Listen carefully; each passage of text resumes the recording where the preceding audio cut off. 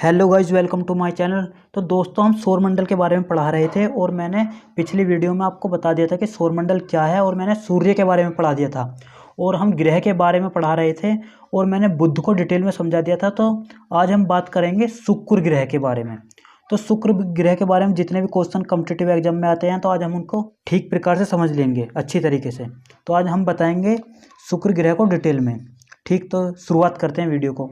तो सबसे पहले बात करते हैं, यह सौरमंडल का सबसे चमकीला तथा सबसे गर्म ग्रह है। तो जो शुक्र है वो सौरमंडल का सबसे चमकीला तथा सबसे गर्म ग्रह है, ध्यान रखना इस बात है। तो शुक्र सौरमंडल का सबसे चमकीला तथा सबसे गर्म ग्रह है। यह बहुविकल्प क्वेश्चन में आ जाता है कि सबसे गर्म ग्रह या सबसे चमकीला ग्रह कौन सा है, तो शुक्र है। ठीक, नेक्स्ट, इस ग्रह का तापमान लगभग 500 डिग्री सेंटीग्रेड है। तो इस ग्रह का तापमान लगभग कितना, 500 डिग्री सेंटीग्रेड। नेक्स्ट, सूर्य की परिक्रमा करने में 225 दिन लगते हैं। तो शुक्र को सूर्य की परिक्रमा करने में कितने दिन लगते हैं, 225 दिन। और हमने बुध ग्रह के बारे में बताया था कि बुध को केवल 88 दिन लगते हैं सूर्य की परिक्रमा करने में, सबसे कम समय लगता है बुध ग्रह को। ठीक, शुक्र ग्रह को लगते हैं 225 दिन, ठीक, सूर्य की परिक्रमा करने में। नेक्स्ट, शुक्र अन्य ग्रहों के विपरीत दिशा में पूर्व से पश्चिम सूर्य की परिक्रमा करता है, अरुण के समान। इसलिए सूर्योदय पूर्व की तरफ तथा सूर्यास्त पश्चिम में होता है। तो ध्यान रखना, जो शुक्र है और अरुण है वह और ग्रह के विपरीत, यानी कि और जो ग्रह हैं वो तो घूमते हैं पश्चिम से पूर्व की तरफ, और ये जो घूमते हैं वो पूर्व से पश्चिम की तरफ, यानी कि जो सूर्य की परिक्रमा जो करते हैं ये पूर्व से पश्चिम की तरफ करते हैं शुक्र और अरुण, और बाकी सब ग्रह पश्चिम से पूर्व की तरफ परिक्रमा करते हैं। इसलिए ही तो सूर्योदय जो होता है पूर्व की तरफ होता है तथा सूर्यास्त पश्चिम होता है, यानी सूर्य जो निकलता है वो पूर्व में निकलता है और जो अस्त होता है वो पश्चिम में होता है, आपको पता ही होगा।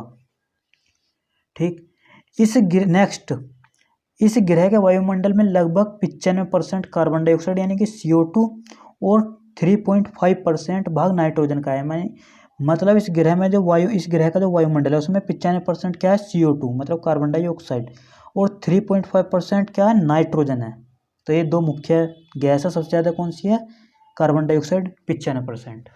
शुक्र पृथ्वी के सबसे निकट का ग्रह है। तो पृथ्वी के सबसे निकट का ग्रह है शुक्र। सूर्य के निकट की बात नहीं हो रही, सूर्य का जो निकट है सबसे ग्रह वो है बुध, ध्यान रखना इस बात है। ये पृथ्वी के सबसे निकट है शुक्र। इस ग्रह को सांझ का तारा या भोर का तारा कहा जाता है। ये बहुविकल्प में क्वेश्चन में आ जाता है कि सांझ का तारा किसे कहते हैं या भोर का तारा किसे कहते हैं। तो वो किसे कहते हैं, शुक्र को कहते हैं सांझ का तारा या भोर का तारा। ठीक, नेक्स्ट, शुक्र को पृथ्वी की भगिनी ग्रह कहते हैं क्योंकि यह आकार, घनत्व एवं व्यास में लगभग पृथ्वी के समान है। जो शुक्र है उसे पृथ्वी क्या कहते हैं, भगिनी। क्यों कहते हैं, क्योंकि यह आकार, घनत्व एवं व्यास में लगभग पृथ्वी के समान है, पृथ्वी के जैसा ही दिखता है शुक्र ग्रह। इसका कोई उपग्रह नहीं है, इसे ध्यान रखना, शुक्र का और बुध ग्रह का कोई भी उपग्रह नहीं है। ठीक, सूर्य और पृथ्वी के बीच में होने के कारण यह भी अंतर्ग्रह की श्रेणी में आता है। जो शुक्र ग्रह है वह सूर्य और पृथ्वी के बीच में होने के कारण यह अंतर्ग्रह की श्रेणी में आता है। तो दोस्तों, वैसे मैंने पिछली वीडियो में बताया था, थोड़ा मैं इस वीडियो में बता देता हूँ जिससे कि आपको और समझ में आ जाए। तो हमारा सौरमंडल कुछ इस प्रकार है, सूर्य ये हैं और ये ग्रह हैं बाकी जो घूमते हैं। तो मैंने बताया था पृथ्वी के सबसे निकट ग्रह कौन सा है, शुक्र। ठीक, ध्यान रखना इस बात है, सबसे निकट। अरे बुध जो है वो सूर्य के सबसे निकट ग्रह है। ठीक, और जो सूर्य के दूसरे नंबर पे आता है शुक्र ग्रह निकटता में, क्योंकि बुध पहले नंबर पर है, दूसरे नंबर पर शुक्र। और आकार में बात करें तो शुक्र छठे नंबर पर है, पहले नंबर पर बृहस्पति है, दूसरे पर शनि है, तीसरे पर अरुण है, चौथे पर वरुण है। ठीक,